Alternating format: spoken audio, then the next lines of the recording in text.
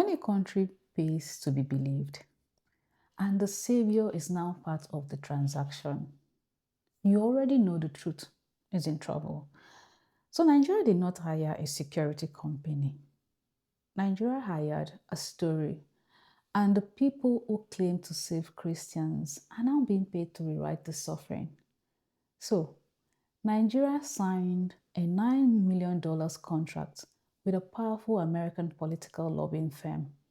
Not just any firm, but the one tied directly to Donald Trump's political machine.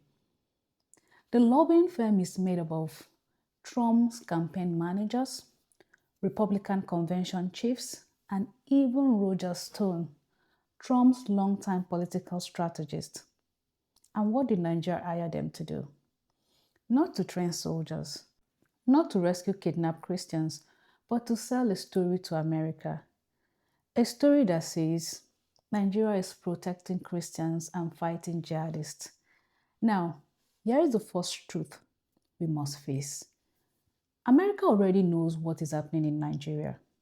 They don't need Nigeria to explain it. They know the Nigerian state is failing in parts of the country. So why pay $9 million? Because this is not about facts. This is about what America is allowed to do with those facts.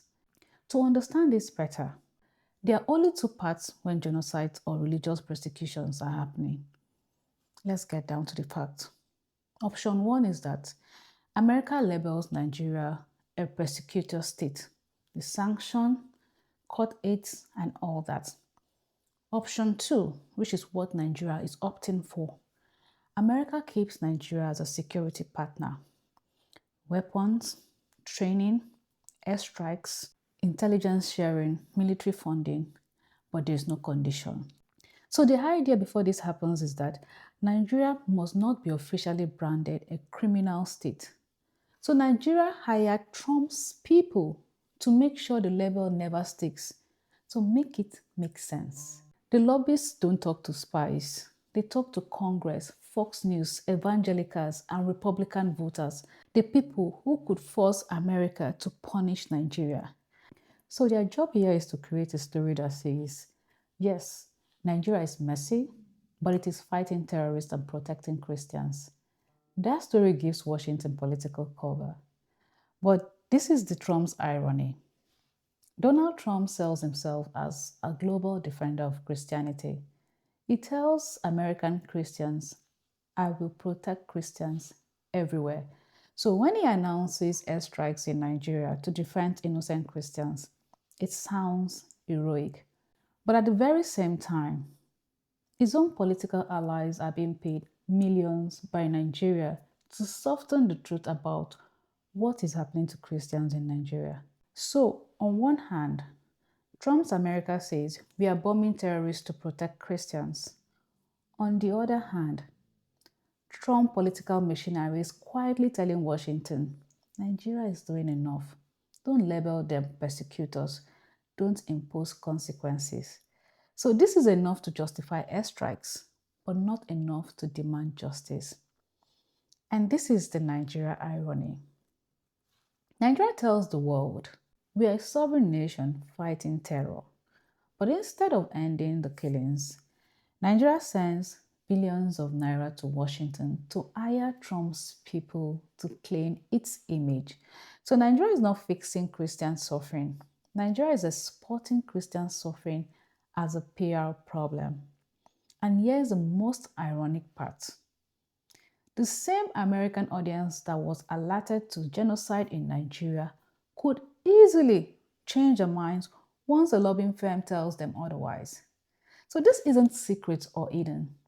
Foreign lobbying in the US is open and registered publicly under the Foreign Agent Registration Act, which requires firms representing foreign government to disclose their contract activities and money received.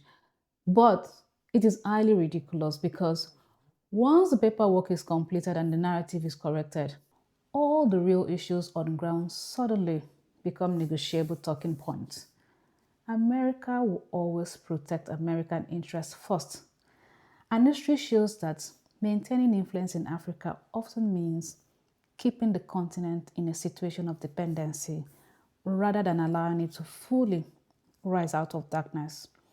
And this is the final lessons Nigerians must understand.